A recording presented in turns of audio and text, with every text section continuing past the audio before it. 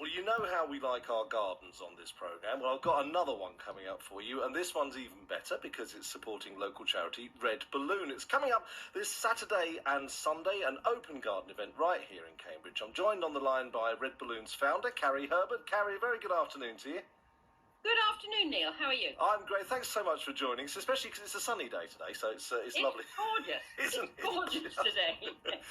I'm afraid my roses got a bit of a bashing at the weekend with the heavy downpours we have, but they're perking up again. I was going to say they're very resilient. Any plant that lives in this country has to be fairly resilient, doesn't it? Because we do throw everything at them. Carrie, let's start first of all though with the more important thing. What is it that Red Balloon does for those who don't know? Okay, well, I'm a teacher and I set up Red Balloon over 25 years ago when I came across a small but significant group of children who had been very badly bullied at school. And they had been bullied and bullied and bullied and bullied and bullied. They'd lost their confidence, they'd lost their sense of self-esteem, and they'd reached the point where they said, I'm not going to school. And when I became aware of this group, and we reckon it's about 1 in 1,000 children who are so badly bullied that they just cannot go to school, I thought, well, somebody ought to be doing something about this. And Neil, I didn't think I would be doing something about it. It's a bit like, well, it was a problem. Who's going to deal with it? Yes. And after poking and prodding and raising the question and talking to people, I ended up by opening it in my house in Cambridge with a friend of mine. And we ran it in my house for 7.5 years before we had enough money to buy, with a mortgage obviously, another house in Cambridge, which we moved it into. So Red Balloon's home, its spiritual home, is in Cambridge, and we have various centres around the country, but I open my garden every year. This is the garden where we first started, and this is the garden that the children ran up and down the paths and played chase and hide and seek, and in fact they even built one of the ponds in the garden. One of the boys said, I think you need a pond, Carrie, and I said, well, Peter, if you wanted me to have a pond, you better dig it. And he dug this enormous pond of 3 foot, about 3'6" deep, and it has been a centrepiece of my garden ever since. That's interesting you say that, isn't it? Because an awful lot of people, sometimes when we watch things like Gardener's World or we go to gardens, you think the last thing that the owner is going to want is people trampling all over my garden. But you just turned around there and said children running around. So is that your view of a garden? A garden should be a thing of beauty, but something to be enjoyed? I think it is a thing of beauty and something to be enjoyed. I don't want children anymore tearing around my garden. I mean, when we had Red Balloon here, it wasn't like this kind of garden. It is now much more, well, I don't have children. And when my nieces and great-nieces come, don't play balls in my garden. And we have a park. We have a park just over the road. So they can kick the ball to their heart's content. But it is a garden that I want people to enjoy.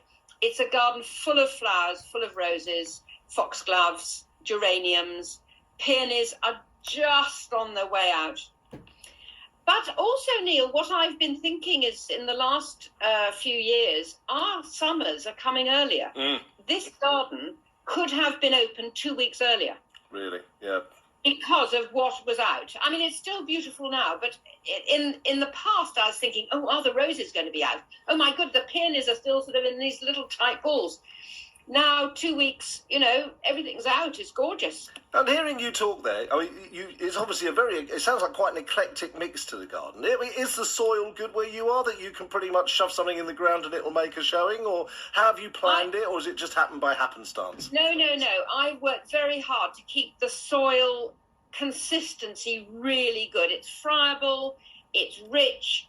The person I bought the house from, and I know this is now 30 years ago, had brought in a lot of topsoil because classically, I believe, soil in Cambridge is not good. Yeah. I don't know. I've never seen it. We had this layer of topsoil. I add manure, homemade mulch every year to it. I tend it, and it is gorgeous soil here. I was doing a bit of mending of my lawn. I popped up to. Am I allowed to say where I pop up to? Of course you can. Go on, absolutely. Popped up to Madingley Mulch to get a nice roll of turf to patch a couple of patches that have, for some reason, not worked. and I was digging it up this morning, and the soil underneath is brown, deep, rich, and I thought that this little bit of turf's going to like this. It's wonderful, isn't it? It's wonderful.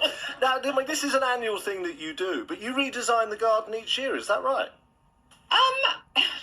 Redesign is slightly over the top. Things happen in my garden. So 3 years ago, we took down the most enormous weeping ash. It was ill, it caught dieback, it was protected, but in fact, when we had it taken down, it was much bigger than I could get my arms around. I mean, it was much bigger. 3 of us could have probably got up. So that's how big it was. And it dominated the top garden, obviously. And it had weeping, beautiful weeping stems coming down. And when it went, there was this enormous hole. But it opened up the garden. I redesigned parts of the bed. The beds. I put in a new bed. I filled it with flowers, and that is now established. And then during lockdown, I started thinking, I'm getting a bit bored with my garden. And then last November, I took out 2 of the beds. The garden is divided into rooms. And the big front room, if you like, was made up of 8 squarish beds, a parterre type of garden. Well, I've taken 2 of them away, and that's now lawn. I've opened up the pond. I've made another pond, a wildlife pond, bigger and deeper. And yeah, I love changing the garden. In fact, I think I like creating gardens and than maintaining them. I love maintaining them. I'm out every weekend, but that design, creating a new area, I just love. So people who've been before, don't worry, because there's something different to see again this year. It's an annual trip out to see what Carrie's been up to, by the sound of it. Now, when exactly are you going to be open, and how do people donate? Do they just pay when they turn up, or how's it going to work? Yes. We open on Saturday and Sunday from 11 till 5, both days. We do what would you like to donate? What do you think the garden's worth? We have children from Red Balloon, we have parents from Red Balloon standing around talking to visitors about what the charity is about. And we hope people will buy into the concept of these children actually do not get an education if it wasn't for Red Balloon. So we need resources, we need therapy. The local authority on the whole pay for the academic stuff, but we have to find money for the creative arts and therapy, which is actually the stuff that helps restore the children's Isn't it just? I was going to say, isn't it just? Absolutely. So people walk in the gate, we invite them to look around the garden, then we give them a cup of tea and some very nice homemade cakes and biscuits that have been made by parents, children and staff. And then before they go out, we tie them down and we say, now give us your money. Right. And this is great because you're right in the centre of Cambridge. You're at 49 New Square, aren't you? I am at 49 New Square, which is the square between Drummond Street bus station and the Grafton Centre. So you just have to walk across. You'll see the big posters up. You'll see bunting up. Just come in. The gate will be open and we will welcome you.